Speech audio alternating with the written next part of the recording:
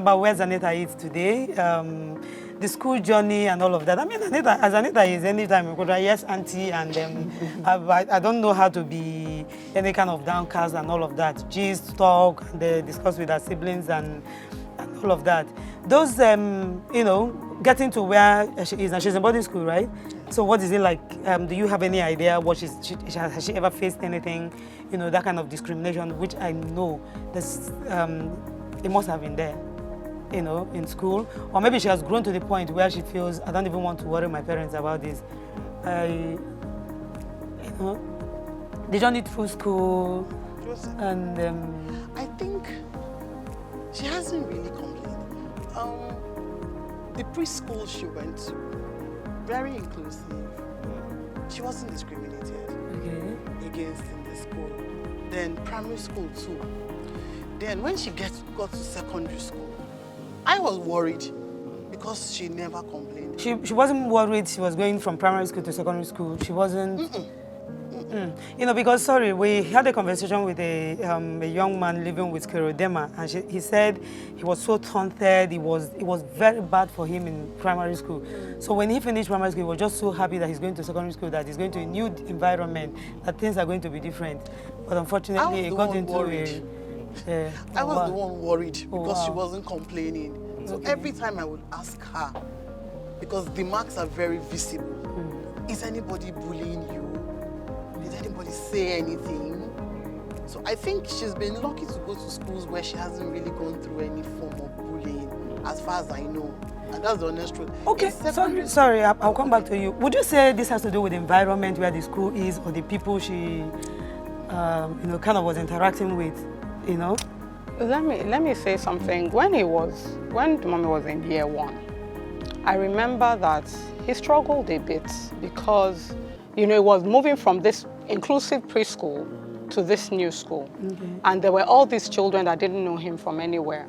So he struggled because I remember there were times he would sit alone, you know, and but we had done a lot of work on him at home. So I didn't see him crying or anything, but I was the one that was very upset, like, you know, and I feel as if maybe the teacher also didn't know how to handle it. But by the time he was in year 2, God put him in a class that, you know, that was where the teacher was proactive. And in that situation, I remember when children, you know, so he moved from year 1 to year 2, he struggled socially in year 1. But by year 2, this particular teacher, when the children wanted to start doing all that ostracizing, moving him away, not sitting with him, the teacher ostracized one of the children, the ganglion. So yeah, sit there for a week alone and know how he feels. That was the end of that. And that was the school he went to through his primary and secondary, you know. So when a child is in a healthy environment where they know him also, it helps. So I believe that year 2 was like a change for him, because now he had he could now build. But one of the other things for us is that there was continuous communication with him. And I think Bimbo did quite a lot of this. Oh, how are you feeling? Oh, this new class you're going, this one. You know, just those conversations. And I remember when he was leaving the secondary school to do A-levels, then from A-levels to university, there was that conversation and he says, well, he doesn't know how people would feel because a new environment. Then when he was going to university, he doesn't know how people would feel. But I guess because he had built up... His core was strong. And you know, some of the things, I remember one story. He must have been like 5. And we had taught him, for us as Christians, we had taught him scriptures. And they went to a party. No, maybe it was like 3 or 4. It wasn't 5. 4. He went to a party. And Bimbo I didn't go. Bimbo was inside. And Bimbo heard children screaming. And running. And she got up. She probably knew what was. I says, I'm sure that's my child. Something's happening. So she got up and she saw that some children didn't really want people to. were running away. Children, the little children were running didn't want to away. play with him.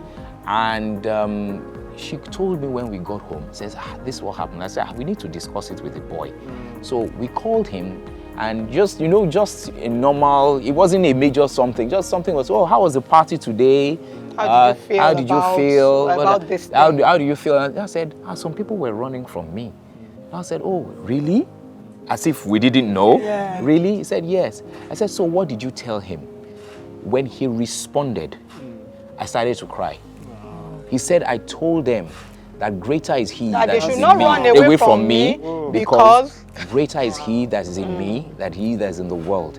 That I have love, power, and a sound mind. Because those were scriptures. Because you know what? When we realized this was the child we had been given, we needed to build his confidence. Because one of the other things, remember I told you that I realized that, you know what, this boy doesn't have anything internal. Everything is strictly outer. So we said to ourselves that, you know what, everyone always has something they would come. Someone can say, I have a big nose. Someone can say, my leg is crooked. So, but his own is that he has this really dry skin that's very visible. So that's just the thing. So everyone will have something to not be confident about. So we needed to build his confidence so that he could handle anything. So from very young, we used to have conversations. We used to scriptures were, and I think that God really just helped us because it was our first child. Because I always wonder if it was the second or the third, when you don't have as much time, do you get, would it have been the same? You know, but because it was the first child, we took time, and I know that we invested time in pumping him with scriptures, having conversations, and by the time it was 3, 4, when this, it wasn't 5, 3 or 4 when this happened. And I won't say that, you know, sometimes it sounds very easy now. Yes. Oh, we did that. It wasn't easy. It was tough. It was tough. Raft. You understand? Tough. And I remember, and for us, I remember he turned 1. And he had all these blisters on his body, and he didn't sleep for maybe like 9 months. He didn't sleep for like 9 months. He would sleep 2 hours in the night. Then he would actually scratch his whole body until the blood comes out. I mean, it was really a tough time. It was a tough time. That was a tough time for us. It was, I think, from when he turned 18 months. 18 months and then 9 months after. 9 months after. Till we found the solutions, some solution to those things. So it wasn't easy doing a lot of those things. But honestly, would I say we are grateful now? We're really grateful. It's not that you want it to happen again, but we're really grateful because when we look at his level of confidence and level of, he has probably the most friends. You understand? His friends love him. They want to do things for him. He does a lot of things publicly, singing, so many things. So I want to come back to that because that's kind of special for me. Okay, from what they said, you don't give what you don't have. Do we say in trying to help her, you got your confidence built? Because I mean, you cannot. It's as simple as ABC. If you don't have confidence, where did you get it from to impart that? You understand? So how can you say it helped your own confidence? You know, getting through that, you know, with just like they shared now, you know, getting through all of that. It's something in you that impacted in her. You can't, I mean, they don't plug confidence. I know that. I think for me, one of the things that helped me was when Sylvester told me that, oh, he saw that on the internet that this mark, you have it in 1 out of 100,000 children. Like, okay, so I'm so special to have this child.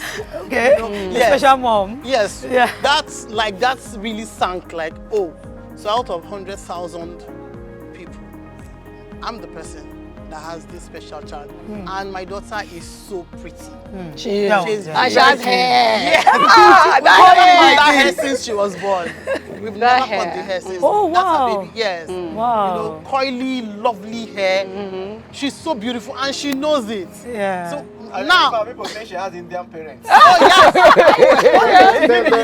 They've confronted her before. Are you sure the father is not Indian? The fact that she's so pretty, you know, when I look at her and I'm like, She swims very well. She swims, she plays football. Badminton. You know, and when school is going for any sports activity, she goes to represent her school, you know. And the first time I went to a school where she was competing, you know, I sat down and I kept looking at this child. I don't even know how to put it in words. You know, my tummy, I was swelling inside. Yeah. Ooh, that's my child. Yeah. At first, it wasn't like that. Yeah. It was difficult for me to accept that. What's this on this child's body? But immediately, I was able to overcome all of that. That this child is not ill, and she really falls ill. She's never really given us any trouble. I was really worried when she was going to go to secondary school. I just remembered. Because she was going to go to boarding school. I remember talking to you, asking you that I would like the mommy to talk to her. Yeah. Because I was really worried. She was going to... I think they talked. Yeah, they did. Yeah, she was going to a new environment. So I needed someone who had been there in secondary school to help me talk to her. So it was the mommy that I spoke with. I spoke to him, I spoke to you, then I met him in church, and I told him that Zanita is going to secondary school, she's going to boarding school, and I want you to talk to her. And he just said, no problem, give her my number. You know, and he spoke with her. And she went to secondary school. There was no issue, honestly. One day I called her. I said, you can't tell me nobody. Yes, I said, you can't even tell me nobody has tried to bully you. She said, but mommy, nobody has tried. I said, okay, has somebody even asked you? And what's this? So she said, all through secondary school, only 2 people asked her. 2 students asked her that, what is this on your body? I said, okay, at least I was happy somebody asked. So how can you even say nobody is asking you? Yeah. So the secondary school she went to, they have 0 tolerance for bullying. You can be expelled for bullying, you know, which is one of the things that I loved about the school, because I was very scared that, oh, this child will be bullied, everything will work on her. I hope one child doesn't come from anywhere to come and begin to, yes, and begin to try to play funny pranks on her. But so far, she's in college now. She's in college now, and still in college nobody has, because they have new students there. I mean, I want to say knowledge is very important in all of these things. We are a superstitious society. The thing we cannot explain, we stigmatize. Yeah. You know, and it's amazing that some educated people, you know, follow the same pattern when it comes to things. When you find something you are not familiar with, the first thing is to find out what it is. Unfortunately, you don't have people react, you know, without bothering to find out.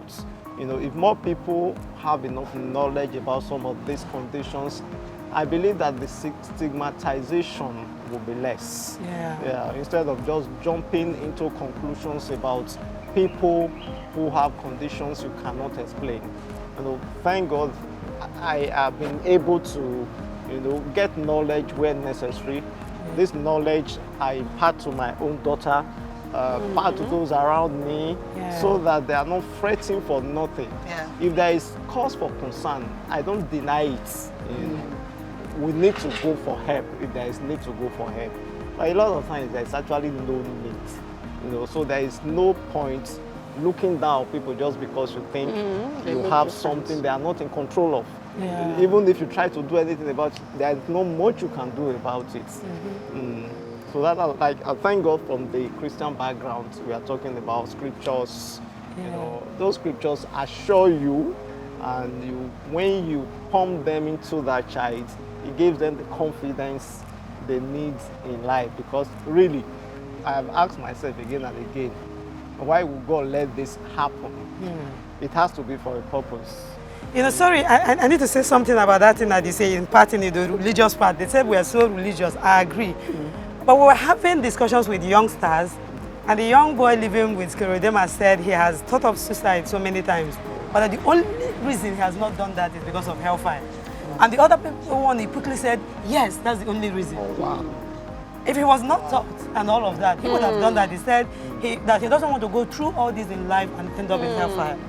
That's the only reason he has not done that. Wow. And another thing I want to quickly add is when she was talking about school, like they talked about school, I'm sure some of you might be somewhere saying, maybe they have money to go to a big school. Make your school zero tolerance to bullying as well. Yeah. Anybody can do it. Yeah. I mean, it doesn't have to be the most expensive school to do that. It's just something you decide to do, you know. And we are calling on you to please do that because it can help you and help someone close to you. So let's talk about the mommy. The very first day he was driving.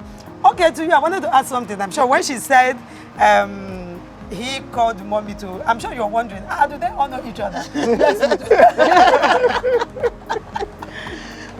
Yes, we do. Yeah, we attend the same church, and isn't that beautiful that I have them all here, you know, supporting and they're out there to support you, you know, as well.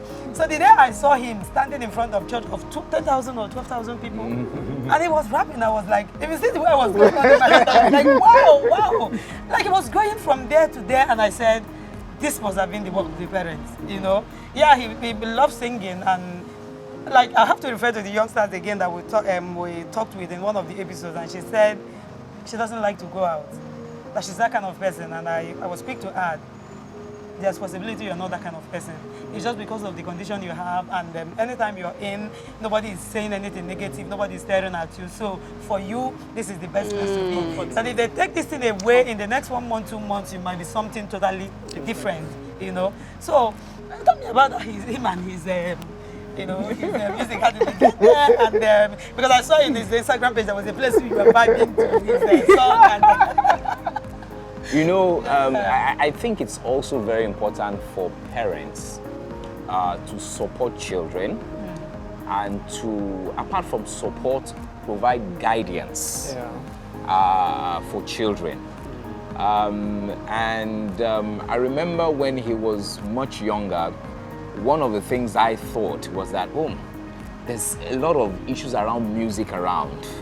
And so what I did was to get him a small iPod and loaded a lot of clean rap music and all that. So he got interested in it. And he must have been like 7 or 8. Maybe like 8, 9. 8, 9 when I did that. So he got interested in it. And over time, he started writing his own raps, started doing all that. And that gave him, and wherever there are opportunities, he's able to use that gifting. And now he doesn't even really rap anymore. He sings. He sings, and he has an amazing voice, not just because of my song. Yes. And he writes his own song. In fact, I think in the last 3 months, he's released two songs online on Spotify, iTunes, and all that. Wow. You know. Yeah. So now, because of that, you know, but he says something also that. In that music, he found a lot of comfort. For him, he says he found a lot of comfort in writing music and singing and all that. And one of the things, if you look at where he is now, he's in the university. He's studying psychology. Oh, and what he said was that he wanted to, and he says he's very much. Interested in a lot of counseling part of psychology, that he knows there are quite a number of people who are living with all sorts of issues, and that he would like to help them. And he was even talking about how does music and psychology relate, you know, to, you know, so that's the... And then I think he's also, because of what he has gone through and what he's going through, he's a very empathetic person. Yeah. So he feels for people. So he'll say, Mommy, that's how one of my friends came to tell me this. I don't even know why it's me he's telling. You know, because I think people can sense that he feels for them. I guess because of what he has gone through and all that. And, you know, the truth is, he has faced rejection. He has faced people staring at him. Because anywhere he goes to, people stare at him. And all that. And just like Zanita, I'm always asking, don't they ask what's wrong with your kid? He said no. He said, well, sometimes maybe one person or two. I think because of the because they're confident. And it doesn't mean they don't have their low. That is the vibe they're giving. It is that confidence. I can tell you this one, take it to anywhere. It is that confidence. But when you stand, what they see is confidence. At some not point, the, you not know, the condition anymore. I got to a point where I don't even remember that I have. Well, when I talk, they were like, "Do you have it?" Like, I thought I was there. Hey. I was there. And but once, like, I don't think it was up to 2 years, and a woman jumped out. I was in a commercial bus, and she jumped out and was telling the driver to stop. And I was like, "Are you okay?" You know, she was not like, I'm sorry, please don't harm me." I said, "Harm you? You were the one who was telling the guy to stop. You want to wound yourself, and